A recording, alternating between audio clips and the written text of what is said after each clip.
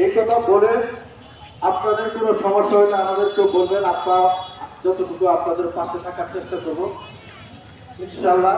এবং আপনারাও আমরা যখন আপনাদের সহযোগিতা চাবো, আপনারা আপনাদের পক্ষ থেকে যতটুকু সম্ভব আমাদের সহযোগিতা করবেন।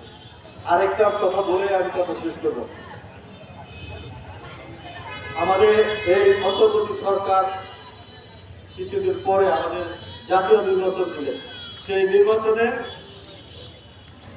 নির্বাচনে আমাদের দলের যে কারিগর থেকে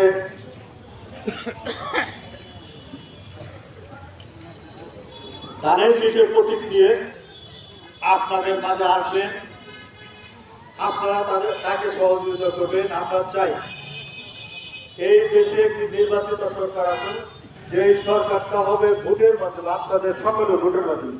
বিগত দিনে আমাদের ভোটের অধিকার ছিল না, আমরা ভোট দিতে পারি না। দেখা যাচ্ছে দিনে ভোট হবে, সেই ভোট রাতে হয়ে গেছে। দিনের ভোট তারা রাতে মিল ফ্যাক্টরিতে সিল মেরে এনে বাক্স ভরে এনে রুমের মধ্যে রেখেছে। আবার আমাদের পুলিশ বাহিনী দিয়ে সিল মেরে বাক্স ভরে এখানে রেখেছে। আমাদের বাক্স একটা রুমে নেওয়ার পরে ওইখানে এজেন্ট থাকতে দেওয়া হয়নি। ওই এজেন্ট গুলো কি করছেন, সব বাক্সগুলো একত্রিত করে তারপরে এজেন্ট গুলো ঢুকাইছে। তার মানে কতগুলো বাক্স এলো এটার কোনো প্রমাণ নাই। তারা কতগুলো ছিল, ভোট কতগুলো কেন্দ্র হইলো এটার কোনো প্রমাণ নাই। তাই আগামী দিনে একটা সঠিক ভোটের মাধ্যমে একটা নির্বাচিত সরকার আসবে, সেই সরকারটা এই দেশকে সুন্দরভাবে পরিচালিত করবে।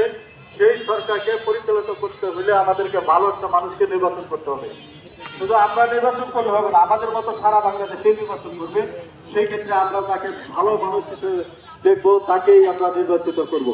এই আশা আমার প্রত্যাশা আপনাদের প্রতি থাকবে। আরেকটা হলো, আমাদের এই এলাকার সন্তান ঢাকা বিভাগীয় বিএনপি সাংগঠনিক সম্পাদক কাজী সাইদুল আলম বাবু সাহেব, উনি কালিয়াপুরের সন্তান, আমাদের গাজীপুর বিএনপির বৃহত্তর গাজীপুর জেলার সাধারণ সম্পাদক ছিলেন।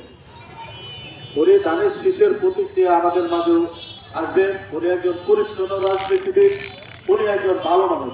সেই হিসেবে আপনাদের প্রতি আশা রাখতে ওনার জন্য আপনারা দোয়া করবেন।